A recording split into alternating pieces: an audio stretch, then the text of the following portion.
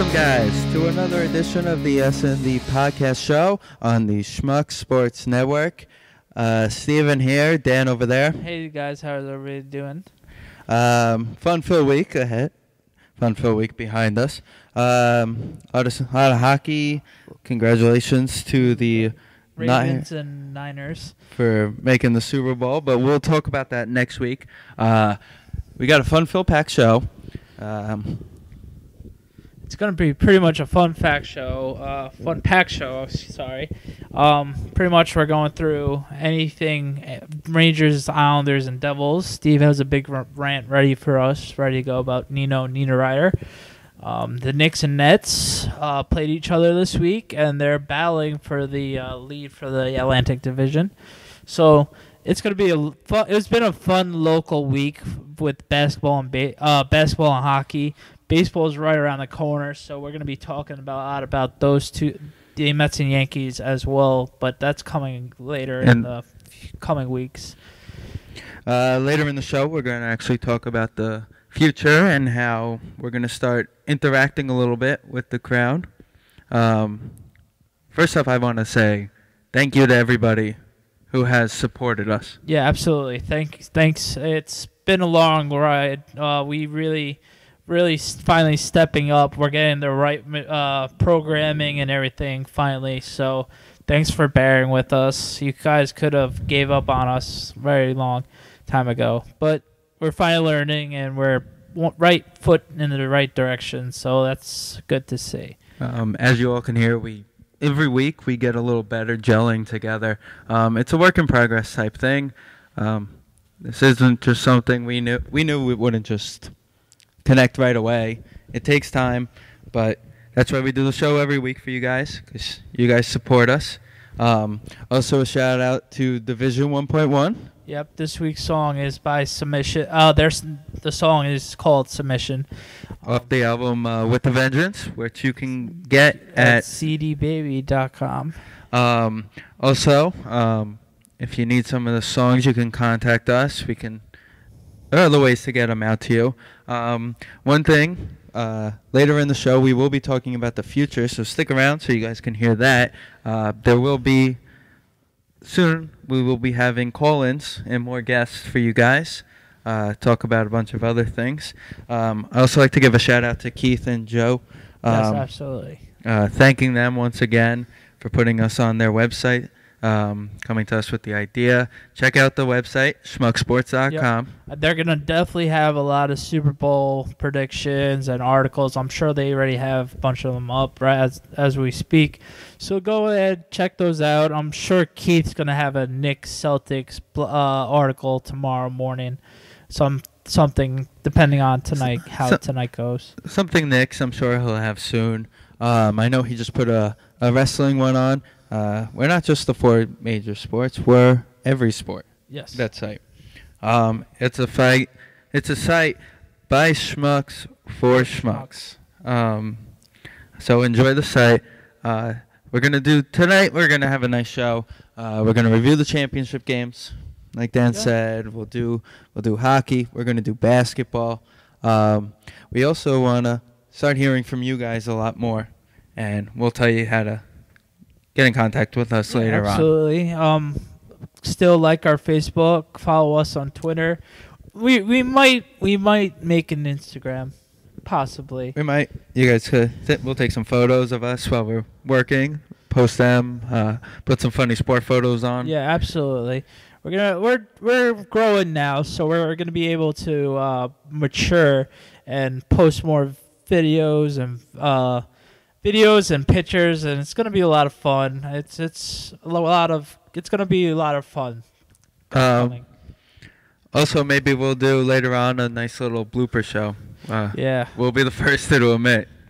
Yeah, it's not easy doing this. A lot of bloopers. Well, hope you guys enjoyed tonight's show, and let's talk about the championship games.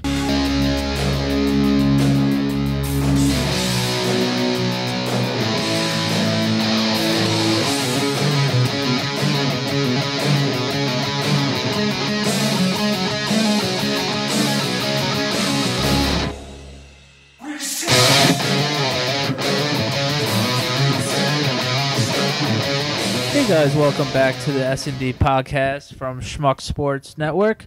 And we're going to start off with the NFC Championship game between the Atlanta Falcons and the San Francisco 49ers. It was a 28-24 game win by the San Francisco 49ers. Pretty much the same old from the Atlanta Falcons. Hot first half, not so cold, pretty cold Cocky. Second half. Well, I wouldn't say it was cocky. It was just one of those. I think we have it, and the more of the Seahawks and the Niners getting into their groove towards the end of the second quarter, and then they took it over right there. You know what? There were moments in that first half where the Falcons scored, and they looked like they were just like, "Oh yeah, we got this." Yeah, 100%. Pretty much Kaepernick, they had to get into a groove, the Niners. They missed a easy field goal by Akers. What happened to him this year? Making a lot of missed field goals. Did you know, I think they said he has like the most missed in NFL history. It was weird because last year he scored the most points in NFL history to becoming, that's how inconsistent kickers could be yearly. They're worse than Major League Baseball closers. Oh, yeah, 100%. They are the same exact thing, but they can make your game or ruin your game, as you can see with all the other games. So, I don't know. It was an interesting game. It was 24-24 going to halftime, but the Niners took care of business. It wasn't 24-24. I'm sorry, 24-14. I apologize. And then in the second half. 24 unanswered points. Yep. It's 24-0. Yep. They came back, and they were ready to go. Julio Jones made a nice touchdown pass, the tiptoe. Julio Jones had a nice game. He did. Julio Jones gets zero blame for this game. Matt Ryan shouldn't really either. He had almost 300 yards going in the first half, and then the Niners D shut them down. He had almost 400 yards for the game. Yep. They didn't shut him down, but they contained him for the most part. Frank Gore had a solid game, 2 touchdowns, 90 yards rushing.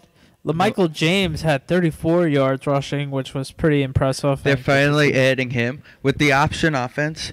Yeah. They know that he played that in college. Yes. So. Also, since Kaepernick's been the quarterback, Vernon Davis had himself a game finally, and it was good to see him play well because he's arguably one of the top 5 tight ends in the game. When he actually gets the ball, he had 5 receptions for 106 yards. He averaged 21 per catch, which was a very nice thing to say.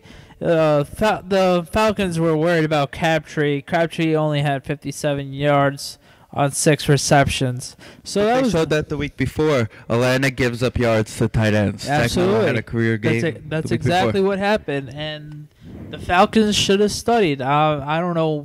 They should have shored that up.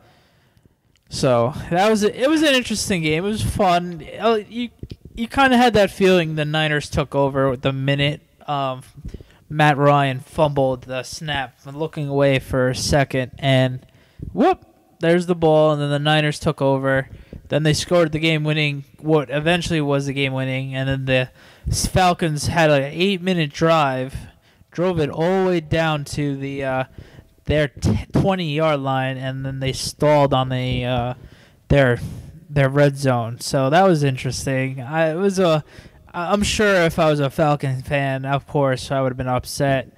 But it was a great year for the Falcons. Another year fell short, but there's always next year. Maybe more. Next year they're going to gain more respect and only going to get better if everybody stays healthy. But the Niners still stay hot with the story of Colin Kaepernick. This past week he proved that he doesn't need his legs to beat you. Yeah, exactly. He had 233 passing yards. Well, it was nice to see because sometimes you don't need your legs to win games, but you have that extra element and keeps everybody honest. So that really helped Kaepernick's favor And he doesn't take a beating like the other mobile quarterbacks because he knows when to go and when to stay. Pretty much like a Russell Wilson. If you notice him, he doesn't really run at defenses. He runs more out of bounds. Yeah. Well, he runs 15 yards out of bounds. Which is smart. He's not going to run into the middle of the field unless he has to, and then he slides if he has to. Yeah. I think he's going to end up being one of the best mobile quarterbacks in the league. Yeah, well, hopefully. For a long time. For a very long time, hopefully. It's just a breath of fresh air of how awesome this story was. You can argue on whether it was the right move or Alex Smith got screwed, but there's no way Alex Smith would have taken him over the hump for the Super Bowl this year. Colin Kaepernick's a game changer, as you've seen the previous weeks, and it's a very refreshing story. So congrats to Kaepernick, who's been carrying the Niners offense. So, and he is Harbaugh's guy, as you can know, because he drafted him in the second round, his first draft as the coach. So you know Kaepernick was eventually going to start. Midway through the season when the Giants played him, he was getting packages, but he wasn't starting yet. And then when Alex Smith got lit up and he didn't play, once they saw Kaepernick as a starter, he wasn't going to lose that job, unfortunately, for Alex Smith. But well, he could have lost the job. Lose a couple games. He could have. Play badly and lose a couple games. You lose the job. Yeah. That's all it would have taken. Alex Smith probably won't even be there next year. But no, he's going to be gone. He's a free agent. So that's that for the NFC Championship game. So once congratulations. Congrats to the Niners. This could be their 6th Super Bowl. The only team not to lose a Super Bowl. Yet. Yeah. The only team to go to more Super Bowls is the Steelers, though. Yes. But they lost 2. One to the Cowboys, one to the Packers. Yep. Shockingly enough, in Dallas. Yeah. Yes. Exactly. Speaking of the Steelers, one of their biggest rivals are also going to the Super Bowl this year. The Baltimore Ravens. Congratulations. They're this year's Giants team.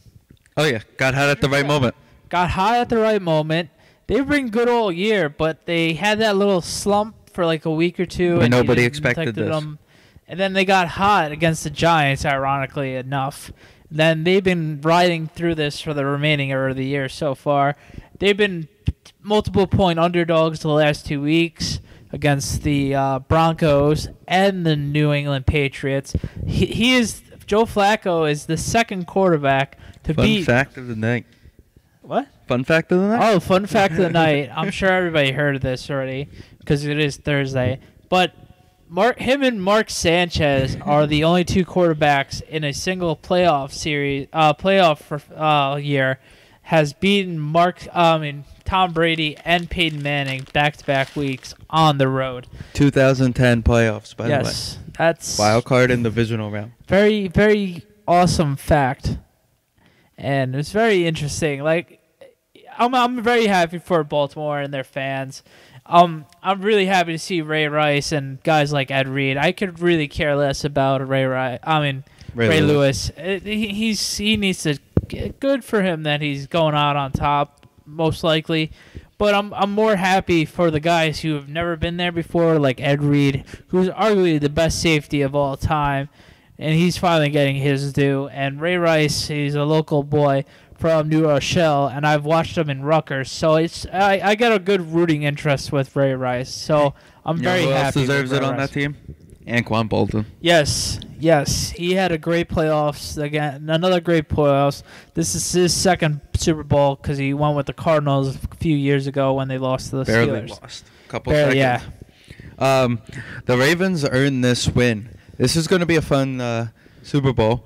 It was a great game. It was a very good game. It was weird though for a Patriots game, like it's like one possession game, and then the Ravens just took care of business, and that was great to see. Like the final 5 minutes, it was just all right. We just gotta clean the clock out and stop the Patriots for a couple. It was a very weird game for the Pats. It was very weird. Okay, before we continue with that, is the rain over? the reign is not over. It's like how the Yankees are. They're not a dynasty anymore, but with their division, they're still the class of that division. They're still the class of the division, but are they going to be a top 2 team every year now? Oh, it's until they lose, until Brady retires or Belichick quits or gets fired for some crazy shenanigans that we don't know about. I'm calling it right now. Brady, Belichick go out together. Oh yeah, I could see that, but they'll be in contention every year. All they need to do is get hot, and they haven't gotten that last year they did. They got a couple of breaks that every team needs to get to the Super Bowl. But this year it wasn't in the cards. They took care of business against the Texans, which everybody expected. And then this week was just Ray Lewis and the Ravens, who do have their number as the last few games. And if last year, if it wasn't a missed field goal and a missed drop pass, the Giants would have been playing the Ravens or the 49ers, for that matter, of coulda, shoulda, woulda. But anyway, it was honestly, just this weird. should have been last year's Super Bowl. Yeah. If you really want to think of it. I don't know. While watching the game, I felt the Patriots not like the same old Patriots. You know, I don't think they ever had a chance. They didn't feel. I wouldn't go that crazy into saying that, my perspective of things, but it was they had a couple unpatriot per se moments. The biggest one was towards halftime. You never see a Bill Belichick. Terrible clock management. You never see that coming out of New England, and that was like just Herm one of those, Edwards style clock management. It was just all the awful time management teams, not just Herm and Edwards, but just you never see that. And Brady wanted to hurry up with the clock. They had 2 timeouts left. They at least could have had 2 plays. Go for the end zone. That was very un-Brady-like and New England Patriots. So they settled for a field goal at that. The final score, again, was 28-13. And Flacco, again, unnerved. He had another great game, 240 yards, 3 TDs. All I can say is payday. Yeah. He is not deserving of the franchise tag like they originally expected. It's going to be interesting to see how much money he's going to get. If he gets franchised, he's going to hold out. Oh, of course. Don't blame him. He took their team to the Super Bowl when no one else believed in him. He is the most inconsistent regular season quarterback. Oh, yeah. He makes... I heard this comparison, which is semi-true. He's like Eli.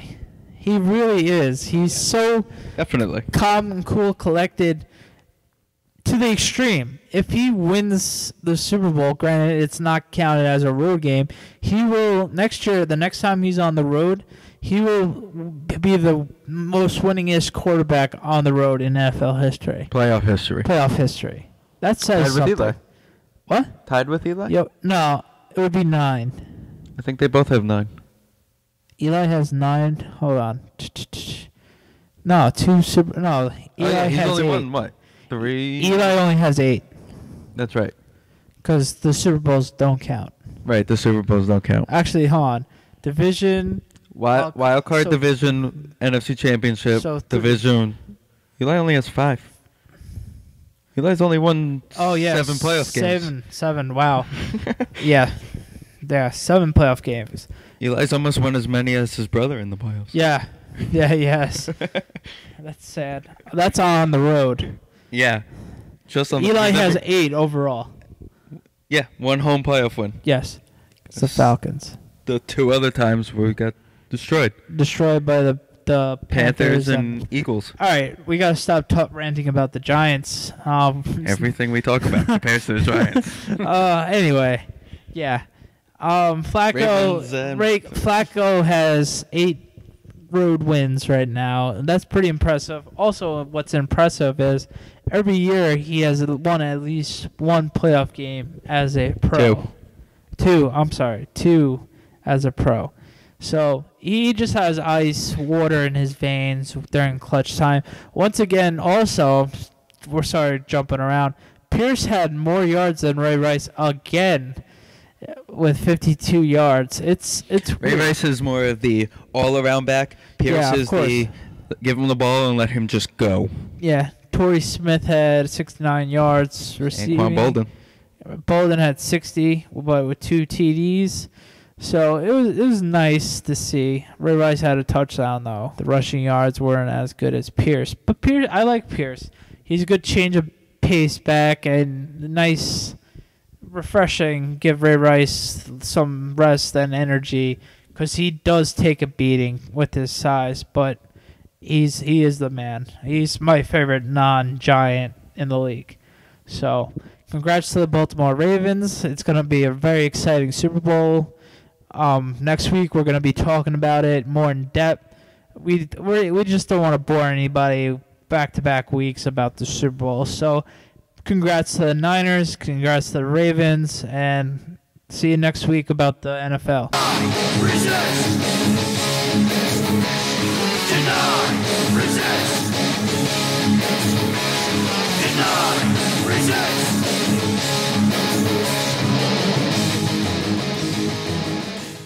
Welcome back, guys, to the Sndpodcast show on the Schmuck Sports Network. You just heard Submission by Division 1.1.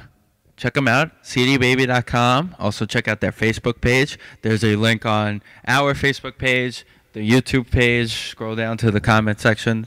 Look in the description. There is a link. Thank you again to them for letting us use their music. Definitely. Thank you, guys. So, new topic this week is we're going to start doing weekly hockey since it's Steve's sport. It's my baby. Like, football is my sport. Steve loves hockey, and he is very knowledgeable about hockey. So, we're going to have his input a lot. This week was very fun. The Rangers had 3 games. To start the season, the Rangers played 3 games to this moment. The Islanders have also played 2, but they're in the middle of their 3rd right now. While we record. And the Devils played 2. So it was a lot of hockey the last few days since it's been a big lockout. My view on things before Steve takes over. The Rangers look sick. If they were very sloppy the first 2 games. They lost the first 2 games, and last night they revenged themselves, almost blowing the lead against the Bruins.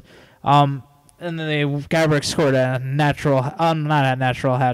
regular hat trick in overtime to win their first game of the year. A couple of things since I was at the game. Their offense is going to gel. Their regular offense, once again, their power play is garbage. For some reason, I don't know why, but every year their power play should be clicking, but they don't. Their defense still isn't gelling. There was a few minutes. It's more communication problems. Most of all the goals last night were miscommunications and screens on Henrik. Henrik's one of the best goalies in the league. He's just getting very little help right now, and he's creating a lot of rebounds. So it's a little bit of both.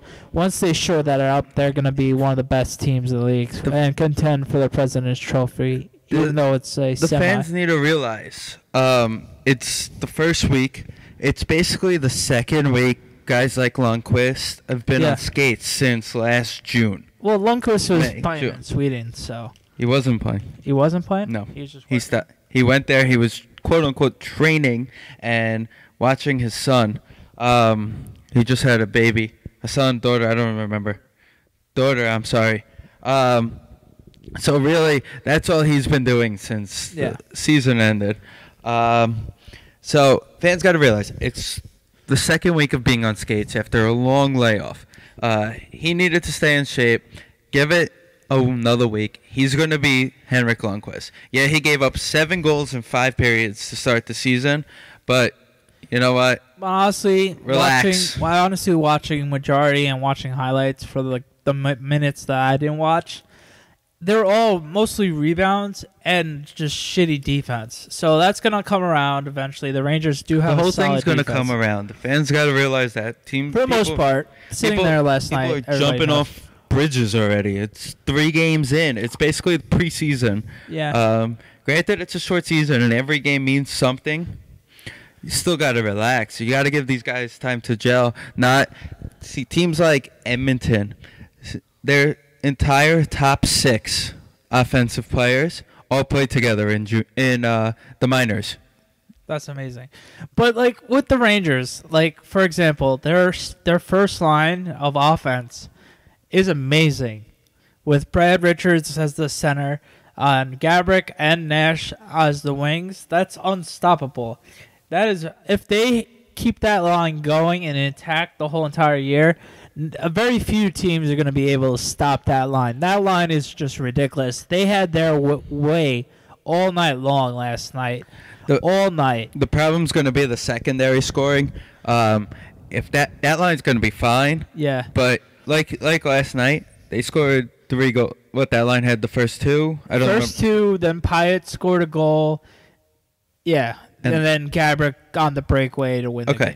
You're going to need more scoring than that. Oh, yeah. You're going to need guys to step up. Which is why I'm going to tell you right now, that line won't last all year. Yeah, it won't. Tortorella's going to split them up so you can get secondary scoring. You're going to need guys to come out there and be able to score goals, not just the first line. If you split those guys up nicely late in the game, you'll see the 3 of them together. Which they will, but just watching that line produce last night was just That's a thing one of the best beauty. lines in the league. Oh, 100%. That was just a thing of beauty. I'm still in awe of the first goal Gabrick scored. He was completely in the worst positioning ever, and it was just a pretty goal.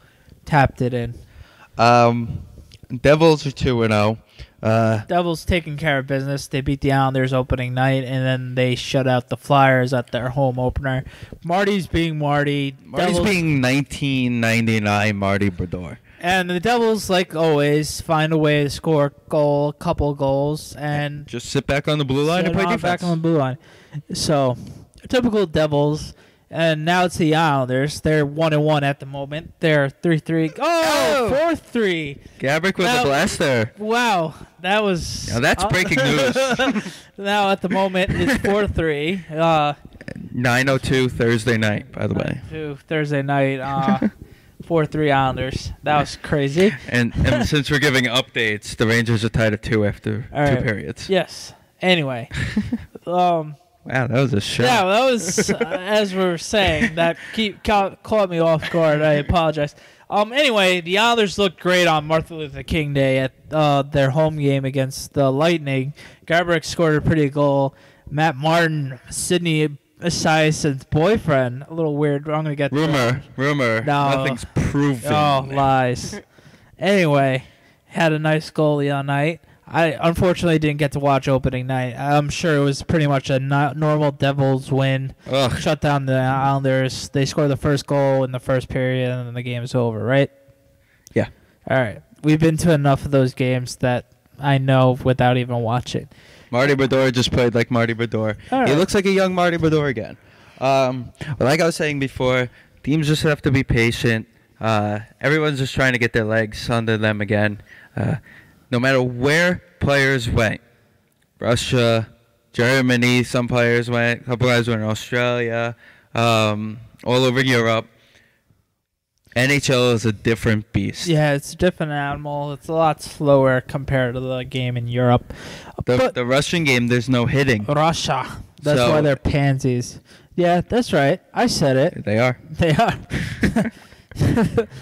Little sissy man, I must break you. Anyway, another Islander topic that's been very controversial, and I know you're just ready to let it rock. Nino Niederreiter, the Islanders' top pick 2 seasons ago, arguably was up last year and was just rotting on the bench on the 4th line. Oh, I'll get to that. He apparently his agent wanted to ask a trade for the Islanders. Coming from the Islanders, they've done a lot of stupid stuff in the past, but they're not going to trade Nino unless it's the right deal. Steve, what do you think on that? Alrighty, so I got a nice little rant about this. First off, 20-year-old unproven athletes need to stop asking for trades and money. And if you're unproven and you're under the age of 25, shut up, play your game. Sorry about the language, but you need to play your game. Become an athlete first.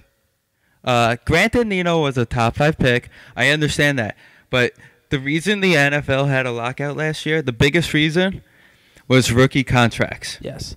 But to be honest with you, it might not have just been Nino. It might have been the agent seeing how good Nino's been, and that watching the Islanders right now, he could be on the second line right now dominating. Well, not dominating, but be productive. I'm going to tell you his timeline. I'm basically going to give you his timeline.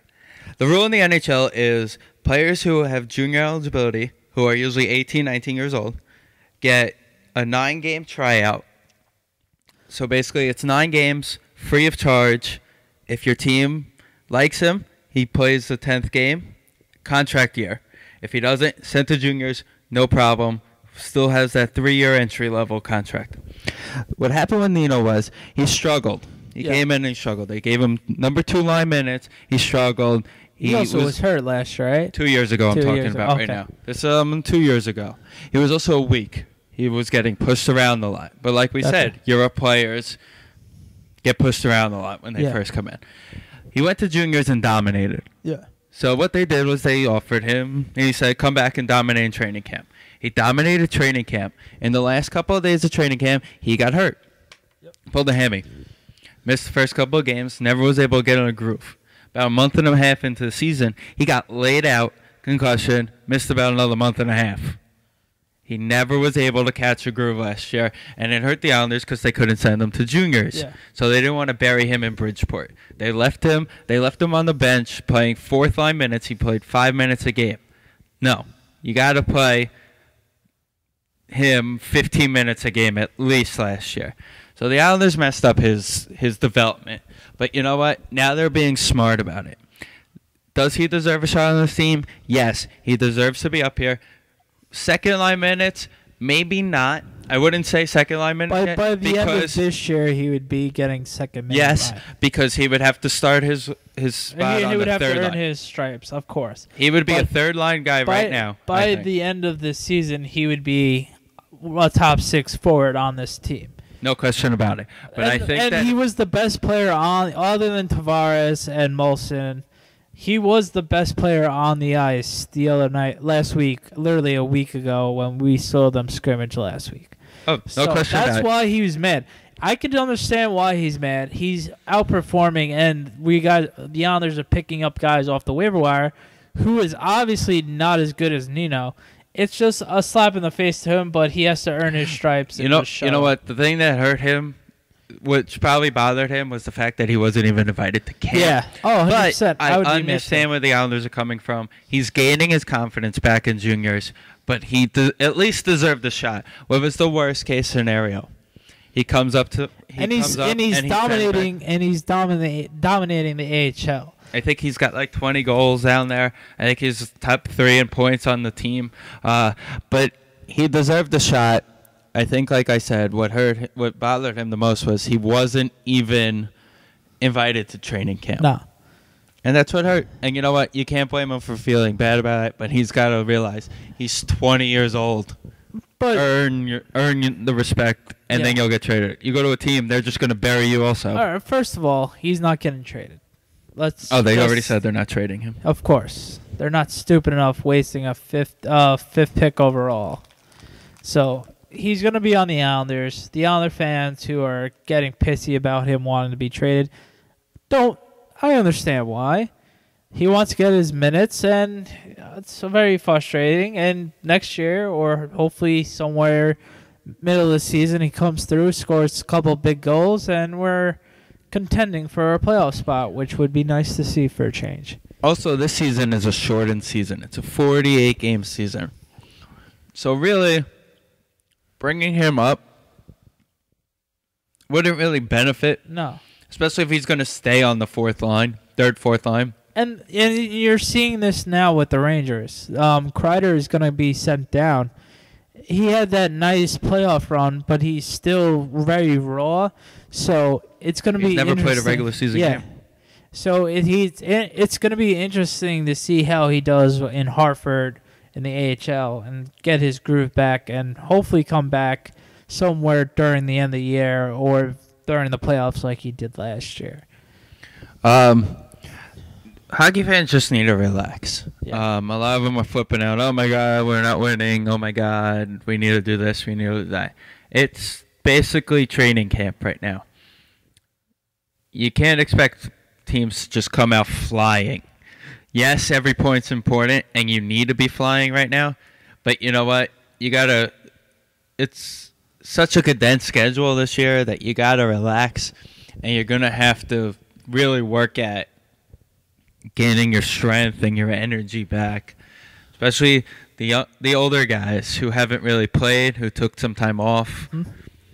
So just relax, NHL fans. Just relax. Yeah, but I think it's more of NHL fans finally getting hockey back and just so excited and frustrating that their team's not playing the best of their abilities yet because they have missed a few months and they just want their team to do well and win games.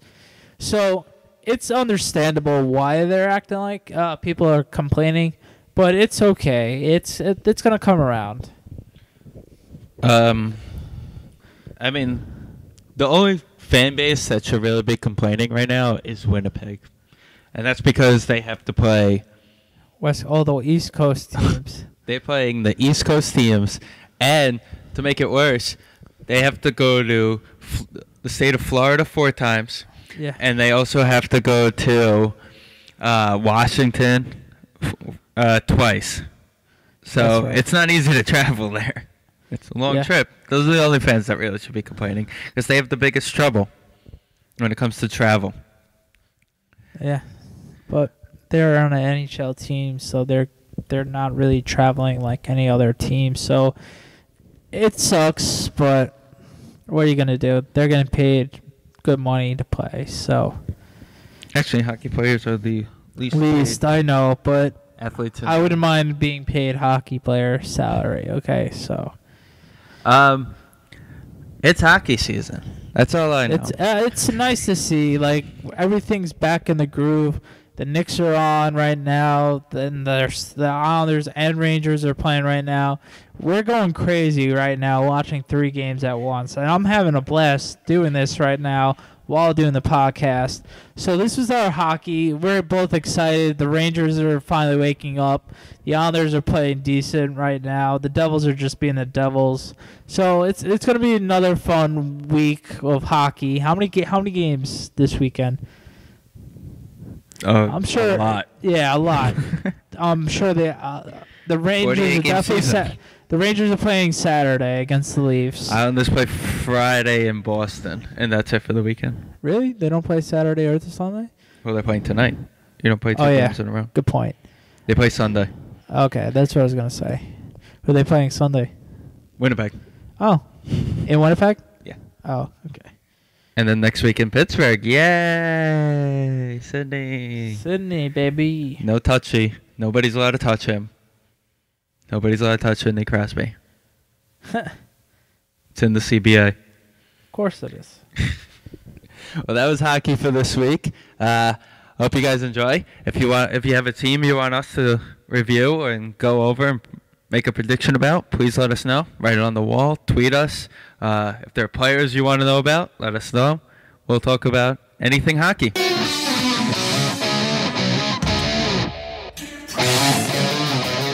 All right, welcome back to the show. Once again, that is Division 1.1. We're going to be talking about hockey now. It's kind of crazy. No, we're not. I'm sorry, talking about basketball. It's kind of crazy we're going to be talking about basketball after hearing so crazy heavy metal right now. But we're going to bring it to basketball. We haven't brought up the Knicks like we were supposed to last week. Pretty much. Or the Nets, yeah, you're right. Pretty much the Knicks are still in first place at the moment. But they're a little slump right now. It happens. It happens. It's so far been a great uplifting season. Melo's been an MVP candidate. Stoudemire's finally coming back from his knee injury. Jason Kidd has been a huge improvement from what we've had last year. Felton should be coming back soon. Felton should be coming back soon. Iman Shumpert just came back last week, so that's going to be a great boost because of our defense. He's our second best defensive player on the team, which is going to be helpful.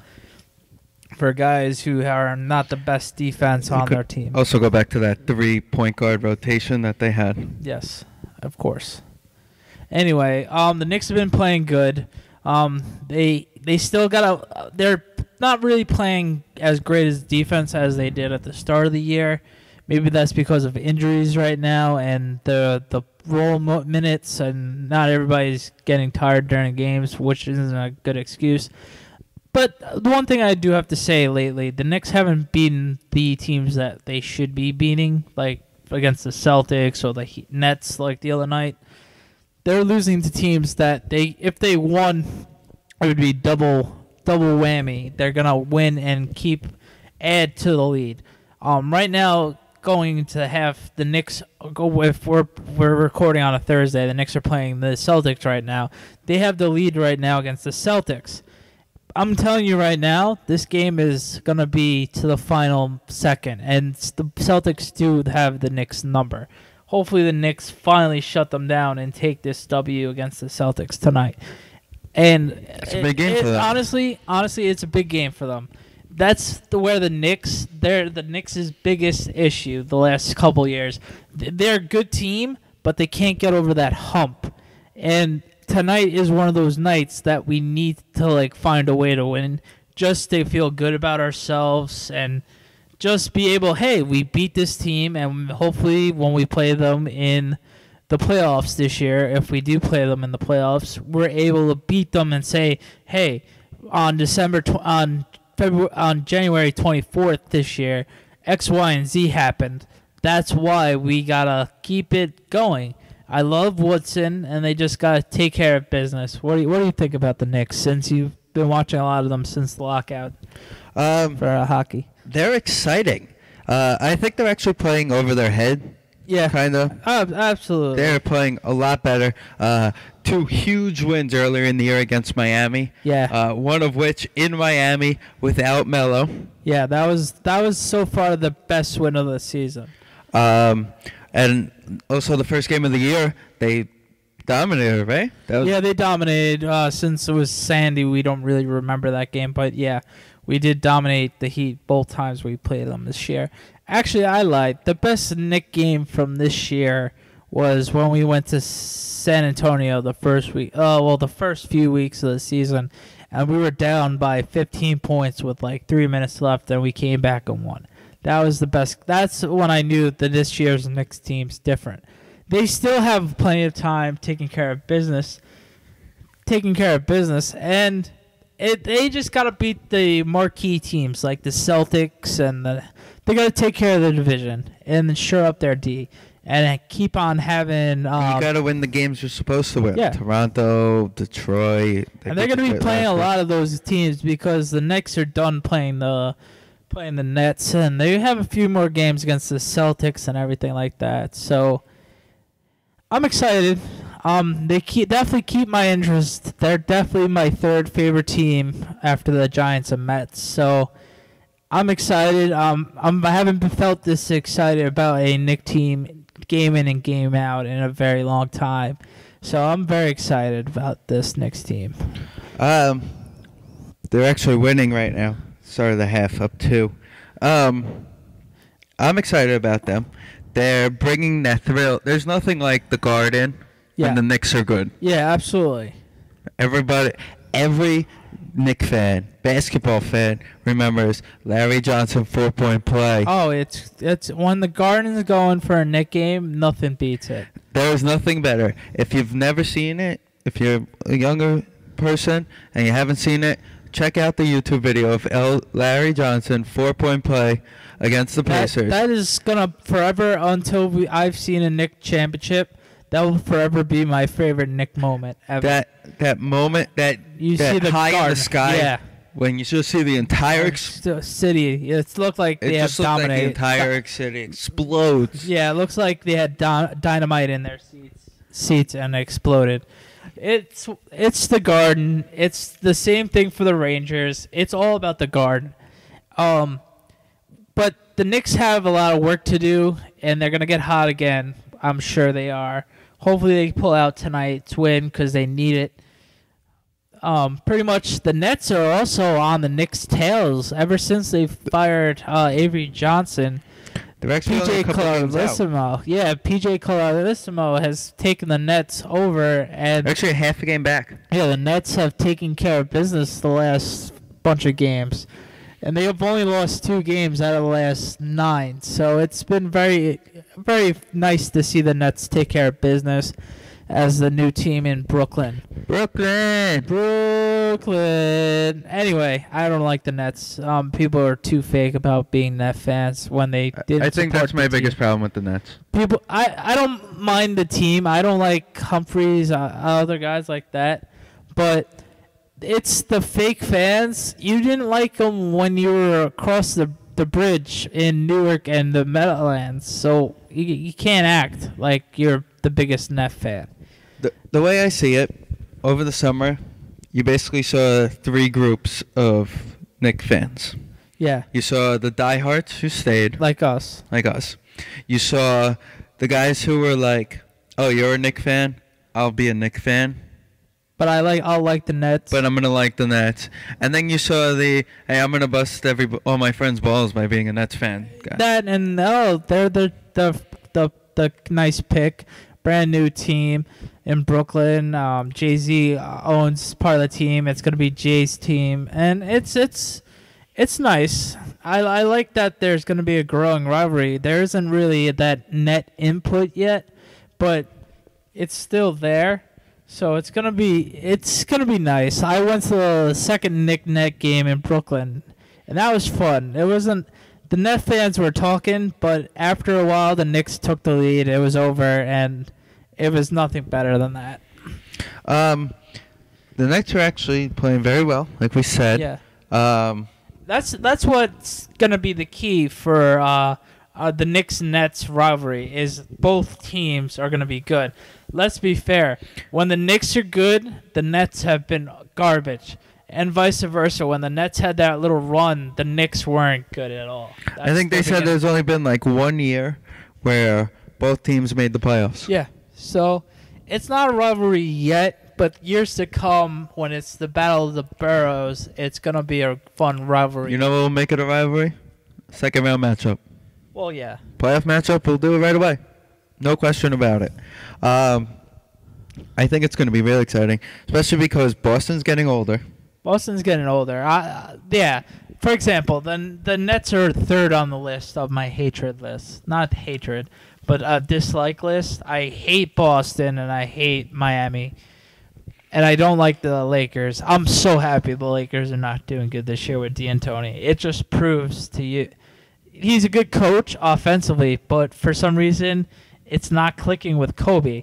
Everybody's, oh, Melo's a baby, blah, blah, blah. And Kobe and Dwight Howard are not gelling with him. You know why it doesn't work? You know why it worked in Phoenix but no place else? Because Steve Nash ran the offense and there was nobody else around him. Yep. It was Steve Nash, and Steve Nash was like the Peyton Manning of that team. Yeah. Put him on, makes them better. Yeah, absolutely. Everybody's shocked on how bad the Lakers are this year. I think the second half they're gonna wake up and everything's gonna be okay. But they're sweating it out. They're still gonna be a playoff team. It's still early in the season. You see a lot of in basketball. You see a lot of guys go. You see a lot of teams go 500 and towards the end of the year and make the playoffs. I mean, how often do you see teams under 500 in the playoffs? Absolutely. The East, besides Miami, it's really between the Knicks, Nets, Celtics, and don't forget the Pacers. Every now and then they have a little hot streak in them. They're very feisty, as you saw in the playoffs last year. But it's the Heat's title for the conference to win. Oh, no doubt about it. So it's up to the Knicks and their veteran team to use that savvy and hopefully win a round this year. So, but I think they could do it. They can do it, and they just got to keep healthy and get their team finally playing as one for a whole season for the second half of the year. A team in the East I would look out for, though, is Milwaukee. They're a dangerous team. They could be a dangerous team. They're young. They're feisty. They got probably the best backcourt in the league, argue. And Jennings and who's there? Monte Ellis. Oh, yeah. That's a very good backcourt. I just had a blank because I don't follow the Milwaukee Bucks more. Another team that you got to in the West that I would actually look out for this year is Golden State. Mark Jackson has done a wonderful job over there in San Francisco. They're playing well. They have a great young core. David Lee, Stephen Curry. They got a bunch of other guys out there. They're built to win. Yeah, it's still the Thunder's conference, and if Clippers. They're not. I would argue that the Clippers could do it. Not this year. Not this year, but they will. It's still the Clippers. I'm sorry, you got me a Clipper. It's still the Thunder, and if San Antonio finds a hot streak, which is doubtful, but if they get a hot streak, you never know with them. The problem is that San Antonio is going to make the playoffs every year as long as Duncan and Pop and Ginobili and Parker are there. Yeah. And they're going to make it, but they can't keep up. Yeah, they're that sneaky team that could win a few rounds, and you're like, huh, really? They had the best record in the league last year going into the playoffs. Nobody even knew they were in the playoffs. Yeah, they're the quiet, most underrated team, and they're always quiet. But I'm excited with the Knicks. They have a long ways to go, but they can make it interesting in the playoff run and give the Celtics and Heat a run for their money. Hopefully they keep their division lead and win the division, which would be a nice thing to see since we haven't won it in God knows how long. So the key is going to be to get that top 4 spot. Yes, exactly. We don't have to play in the first round. That we don't have to play the Celtics or the Heat like back-to-back years. Playing one of the best seeds and getting swept or just winning one game. The Islanders just won, so that's their second one of the year. You're welcome for the breaking news. Sorry. For the people who... Normally we won't be giving breaking news. But it was there's just so many games, and then we have bad ADD tonight, so screw it. Anyway, back to the Knicks. They have a shot. Hopefully they pull it out against the Celtics tonight, so that will be cool. But that's pretty much what I have for the NBA tonight. We're going to keep it up weekly as when football season's over and when it's only hockey and basketball. So that was basketball. Let's go Knicks. Let's go Knicks. Deny, resist. Deny, resist. Welcome back to the show, guys. The Sndpodcast show on the Schmuck Sports Network. Once again, that was Division 1.1 with Submission off their debut album, With a Vengeance. So we're going to talk a little bit about the future of the podcast. Yeah, it's a very bright future. Today we're finally using a mixer and mics for the first time, and instead of makeshift headphones, iPhone headsets or Beats, whatever we choose for that week. So it's a progress, slowly but surely. We're making a nice, bigger production. Bear with us. We will have a lot of fun stuff coming up. We're getting Skype hooked up. We're going to have guests. Hope maybe our friend Matt again. He's going to review the Jets and whatever. I'm sure he's going to have a lot of hockey input. Also, we're going to try and bring Keith on a little bit, talk a little basketball. Joe, yes. As well as other people we're going to bring on. One other thing we're going to do is, if you have Skype, let us know. We would love to add you and bring you on the show. Let you ask us some questions live on air for us to record. If you have Skype, check us out at Sndpodcast. If we're on, just IM us or something. We take the free calls. You don't need any credits. Video chat with us. We can regular call it. No credits needed. Like I said, the Sndpodcast on Skype. We also have some other things going on. Like Dan said earlier, we're going to possibly make an Instagram